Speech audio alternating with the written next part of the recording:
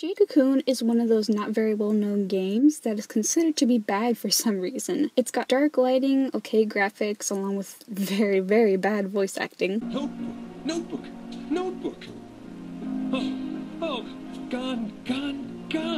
Nowhere to be found! It still stands as one of my favorite games. Why? Because I grew up with it as a kid, and I actually played it before Pokemon, and since then I've loved every single bit of it. It's a game that you would normally think would suck right from the moment you saw it, but if you gave it a chance, there's just something about it that is so much fun, and I'm gonna tell you about it. This is strictly my opinion, so if I don't cover things in it, it's because there's just too much to cover. So now, onto the review. The story isn't complex at all, let me just say. You play as a boy named Kahu, who wants to become a cocoon master. It's like being a Pokemon master, but it kind of has more reason to it. So he meets Levant, who is a cocoon master dude, and he says that he'll give him a license if he takes a test. In the process, you get your first divine beast, but shit goes down, and when he goes through the test, he accidentally becomes cursed by a fairy named Nico because he touched his white cocoon thing, and she says that he'll die if he doesn't do anything about it. But luckily, Levant says that he can help him if he gathers 4 orbs from 4 forests, where divine beasts and Kalma are. And just a quick bit, Kalma are these evil demons that latch on to people and beasts who corrupt them and make them evil and stuff. And Levant is the one responsible for gathering people around to be beast hunters to fight off these Kalma, or to purify them, I guess? But in the game, you kill them and get more money in return. But you also get different moves for your team to use. More on that later. So now that we've got that, what do you do now? Well, you adventure out, of course, and try to find the 4 orbs. When I was a kid, it didn't bother me that every level in the game was the same. You enter these forests, which have multiple levels, and you walk through them trying to find a key. And to do that, you have to go inside these huge weird plants called ogre vines, which literally sounds like a beating heart. Cool. I can hear something. Like it's alive. Of course it's alive. We're in the male stalk of the wormhole plant. And that's fucking awesome. And the ogre vine have these little rooms inside of them that have at least 1 item, Kalma, or beast hunters, which if you beat them enough times, they can give you a beast egg. You can even find beast eggs, which you can add them to your team later on, but you have to kill the parents in order to do that. And it's actually kind of cruel in a way, but it didn't bother me as much because when you got the egg, it was awesome. You didn't know what you were going to get until you hatched it, and now that baby belongs to you and it can fight along with you. And it kind of had that realistic idea where you can tame wild beasts, but instead get them used to you when they're a baby. And to me, that has always been a cool plus to the game. Also, you can't capture or tame any other wild beasts like out in the forest, so that's the reason why you find the eggs. Anyway, you get the key inside one of the many ogre vine, and when you travel through the levels, the very last one is the boss. But if things get too tough, you can always teleport back to the temple, where you can go inside many different rooms which do many different things. The throne room is for going back to the forest. The lounge lets you talk to NPCs and take quests. The arena lets you take tests, and if you beat them, you can actually take more beasts with you, and when you first start out, you're only allowed to like 2 or 3. The Room of Life allows you to hatch eggs, merge beasts, and switch out your team. You can even see more information about all the beasts that you caught along with Kalma. And not only that, but you can change your beast names whenever you want. And that's pretty much all you do when you go back to the temple. But besides just walking around adventuring and switching and healing your team, you also have a combat system in the game, which was pretty unique at the time, because instead of using 1 monster like in Pokemon, you used 9, which was actually 3 because you have 4 sides to like use at a time, like in battle. It's kind of weird, like a circle thing. Fire types have high attack, Earth helps you with stat boosts like defense and speed, Water is mostly used for healing and also stealing HP,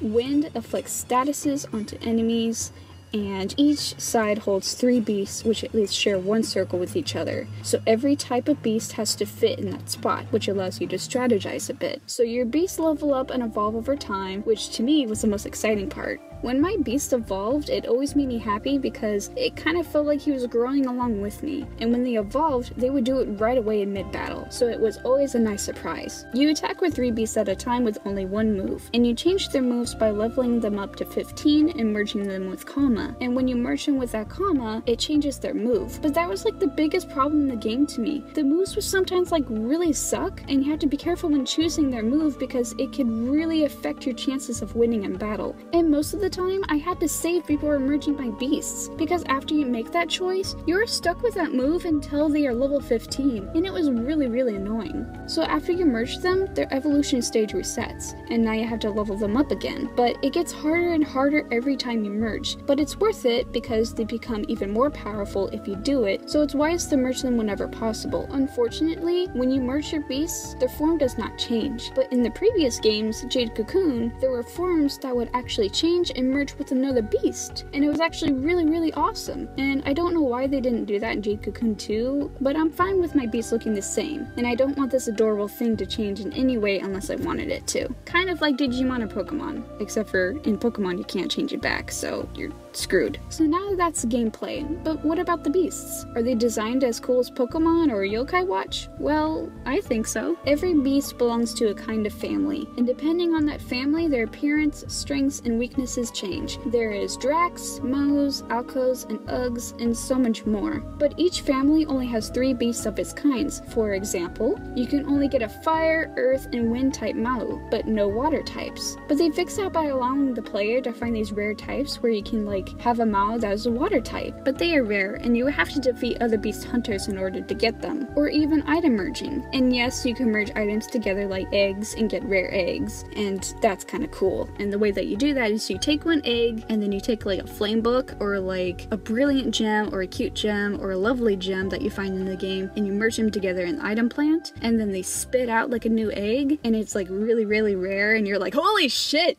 I actually have been trying to get every single rare beast in the game, and I have an impressive amount, but not enough for me to be satisfied with. But if you want rare beasts, then look no further. There's a 1 in 1,000 chance to get a chrome beast when you emerge it, and no magical moves can hit it, not even your own beast when you're trying to heal it. Its HP is halved, but its speed is tripled, and it's quite overpowered, but it still has some downs to it. I actually just got my first one recently, and it was my first beast Mau, and I call him Kilka. It's pretty much a shiny, but it's like actually shiny, and when it's shiny it actually has some changes like to the game other than it's just like its appearance. Sorry Pokemon, not trying to like make it look bad, but like I'm saying Jade Cocoon kind of had some more creativity to its shinies. Okay, on to the next part. Oh yeah, and also sorry that I kind of had to brag, I'm just kind of really proud of it. Anyway, most of the families look really cool, and the Drax and Maus are the rarest and coolest in my opinion, while others like this thing.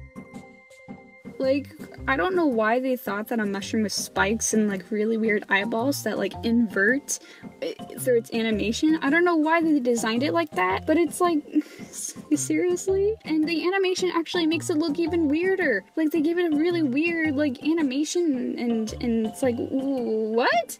Its eyes just went that, and then it's like, what did it do? It did like a headbang, and its eyes like got stuck to the back of its head, and then it just... But even though it's weird, it adds the level of personality to it, which I kind of really like.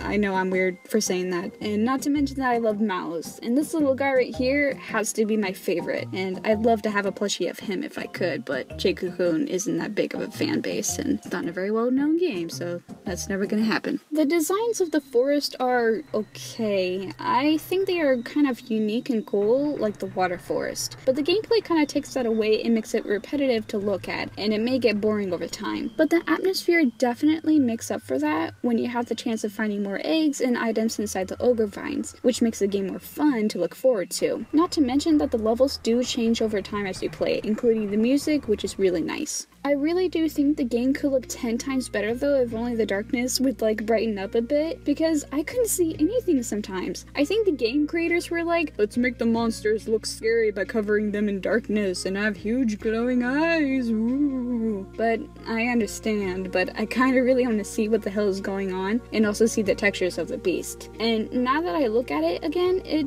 does look kind of cool, and that's gonna be my opinion. I do like it, even though it's kind of dark as hell. The music now on the hand is debatable on whether it's good or not. I really do think that it could be done better and be more memorable, but it does do a good job on getting the setting and feel right. My personal favorite being the water forest music.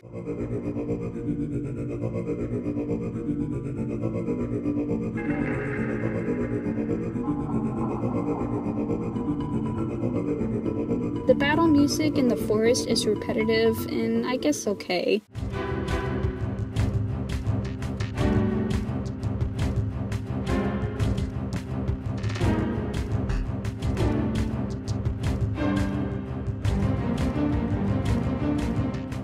The arena music is really awesome though.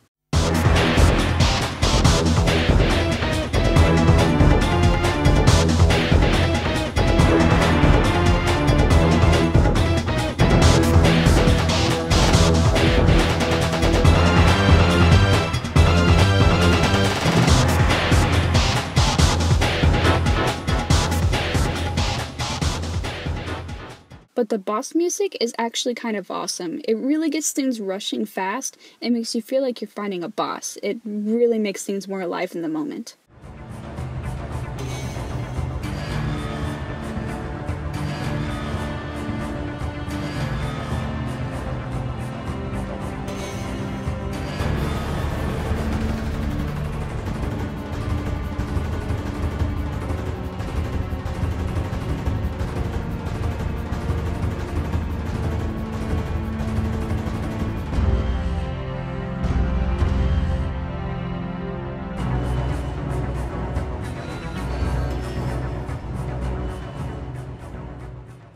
Last but not least, some heavy music for Kahu when he got cursed.